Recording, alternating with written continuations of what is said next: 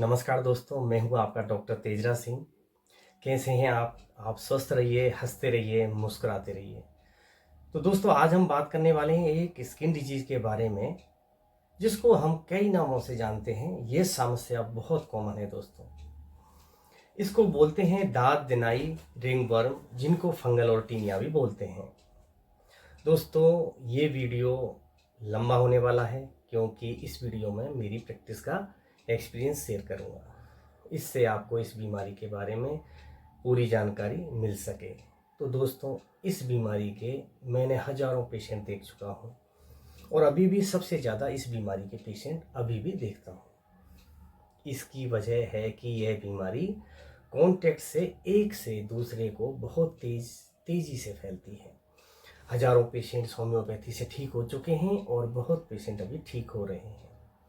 दोस्तों, दाद के पेशेंट इतनी परेशानी में आते हैं कि खुजली उनकी ज़िंदगी को नर्क बना देती है। वो नाइट में अच्छे से सो भी नहीं पाते हैं खुजली के कारण, और लोगों के सामने शर्म का कारण वो बनती है।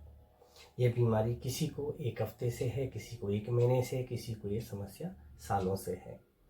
मरीज ज़्यादातर किसी दूसरे पेशेंट्स के भेजने से आता है, तो बस यही बोलता है कि डॉक्टर साहब, इसका परमानेंट इलाज कर दो, चाहे आप कुछ भी करो। मैं छोटे क्लिनिक से बड़े बड़े हॉस्पिटल और डॉक्टर से मिल चुका हूँ, इसका परमानेंट इलाज नहीं हुआ। ये बीमारी सही ही नहीं होती। मैंने बहुत पेशेंट भी पैसे भी लगा दिए, फिर भी अभी यह सही नहीं हो रहा है, ऐसे पेशेंट बोलते हैं। और बोलते हैं कि बीमारी आती जाती रहती है। लगभग सभी पेशेंट्स होम्योपैथी मेडिसिन के अलावा सब कुछ खाकर लगाकर आते हैं, जिनसे बहुत सारी, जैसे कि बहुत सारी क्रीम हो गई, बहुत सारे साबुन हो गए, बहुत सारे लोशन, बहुत सारी टैबलेट्स, इंजेक्शन लेकर आते हैं। वो सारे उपाय कर चुके होते हैं, ये बीमारी साफ हो जाती है, पर दवा छोड़ने से वापस आ जाती है। एक्चुअली वो ट्रीटमेंट ठीक है, पर वो मेडिसिन काम नहीं करती है। इसका कारण है, इसका एक बड़ा कारण ये भी होता है कि आपकी बीमारी उस दवा से रेजिस्ट करती है, मतलब उसका असर कंप्लीट काम नहीं कर पाता है। उससे खुजली में आराम आएगा, पर बीमारी परमानेंट क्योर नहीं होती है, वो वापस आ जाती है। एक्चुअली सभी पेशेंट्स से, मोस्ट ऑफ देम, सब कुछ करने के बाद ही होम्योपैथी में आते हैं। इसकी वजह से ये छोटी सी बीमारी बहुत कॉम्प्लेक्स होकर आती है। तो जब होम्योपैथिक मेडिसिन शुरू करते हैं, तो ये पहले बढ़ जाती है। अपन गंवार भाषा में बात करें, इसका मतलब अंदर की बीमारी, पुरानी बीमारी बाहर आ जाती है, इसलिए यह बढ़ जाती है। शुरू में होम्योपैथिक मेडिसिन से खुजली के साथ साथ एरिया और रेडनेस बढ़ जाती है।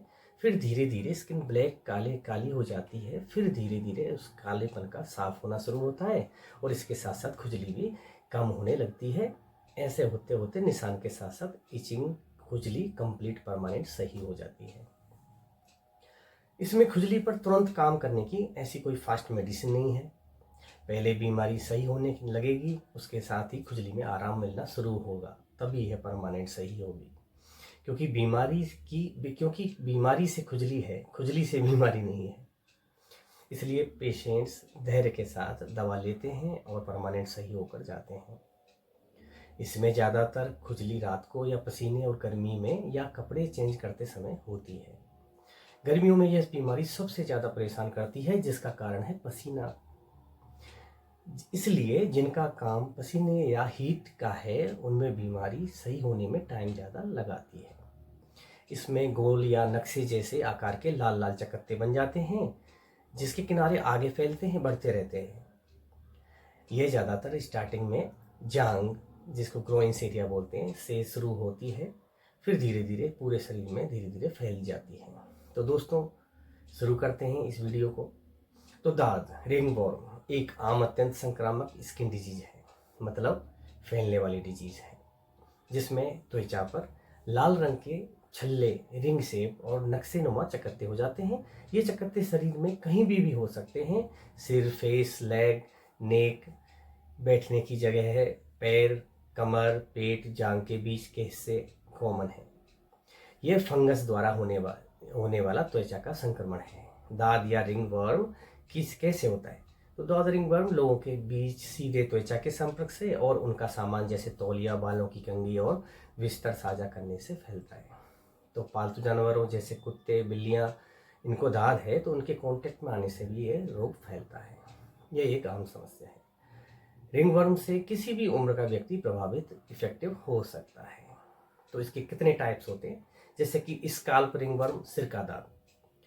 बॉडी में जब दाद होते हैं तो शरीर का दाद बॉडी रिंगवर्म। पैरों का दाद फुट रिंगवर्म, जिसको एथलीट फुट भी बोलते हैं। Groins ringworm, groin ringworm jaw की, जिसके बहुत ज़्यादा पेशेंट्स आते हैं। नाखूनों का दाद रिंगवर्म ऑफ नेल्स, जिसको बोलते हैं, जिसमें नाखून मोटे और काले और टूटते रहते हैं। कारण दाद फंगस से होने वाला त्वचा का संक्रमण है। रिंगवर्म डर्मेटोफाइट्स नाम की फंगाई की वजह से होता है। जो फंगस का नाम है, फंगाई छोटे और सख्त स्पोर्स होते हैं जो कई महीनों तक आपकी त्वचा, मिट्टी और घरेलू सामान जैसे कंघी तौलियों में जीवित रहते हैं। इंसानों के बीच संपर्क से फैल सकते हैं। ये इंसान और पशुओं के संपर्क से फैल सकते हैं। इंसान और वस्तुओं का संपर्क, इंसान और मिट्टी के संपर्क में आने से, यदि उसमें फंगस है तो दाद अपनी लोकेशन और अपने स्वरूप से आसानी से पहचाना जा सकता है। माइक्रोस्कोपिक एनालिसिस से यह पता चल सकेगा क्या फंगस मौजूद है और वो किस प्रकार का फंगस है जो संक्रमण पैदा कर रहा है।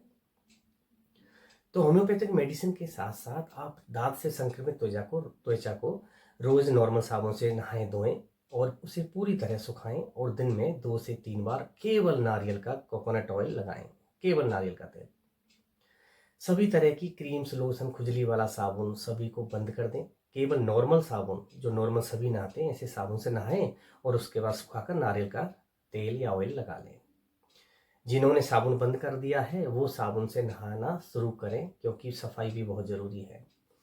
नहाने के बाद सुखाकर कोकोनट ऑयल लगाएं। इससे आपको साबुन से होने वाली दिक्कत भी नहीं रहेगी और स्किन भी साफ रहेगी। अगर आपके ग्रोइंस, जांघों के पास का या पैर का संक्रमण है तो अपना अंडरवियर या जुर्राबें रोज बदलें, क्योंकि फंगस त्वचा के फ्लैक्स में मौजूद हो सकती है। सिर के संक्रमण की मामले में कंघी, बालों का ब्रश या हैट किसी का साझा ना करें किसी और से। कपड़े, तौलिए और चादरें जल्दी जल्दी धोएं। ढीली फिटिंग वाले कपड़े पहने, हो सके तो कॉटन से जो कपड़े बने रहते हैं वो यूज करें। अगर आपके घर में किसी को दाद की समस्या है तो व्यक्तिगत चीज़ें साझा करने से बचना चाहिए, जैसे कि कंघी, बालों का ब्रश, तौलिए, कपड़े, बिस्तर और चादरें, तकियों के कवर और तौलिए सामान्य डिटर्जेंट का प्रयोग करते हुए गर्म पानी से धोएं। तो दोस्तों, अब हम बात करेंगे होम्योपैथिक ट्रीटमेंट की। बात करते हैं इसमें कौन कौन सी होम्योपैथिक मेडिसिन आती हैं। तो होम्योपैथिक मेडिसिन सिम्टम्स के बेस पर देते हैं, इसलिए इसमें मेडिसिन बहुत सारी आती हैं, पर सिम्टम्स के बेसिस पर बेस्ट सेलेक्टेड मेडिसिन दी जाती है जिससे ये परमानेंट क्योर हो सके। जैसे कि रिंग शेप, गोल गोल दाद के यदि आपकी बॉडी में है तो टेलुरियम 30 एक नाम की दवा आती है, जिसको गोलियों में दिन में 3 बार लें और ये धीरे धीरे सही होने लगेंगे। दाद में यदि फंगल इन्फेक्शन में येलो पीले पीले दाने हैं तो आप हिपरसल्फ 30 की दिन में 3 बार गोलियों में ले सकते हैं।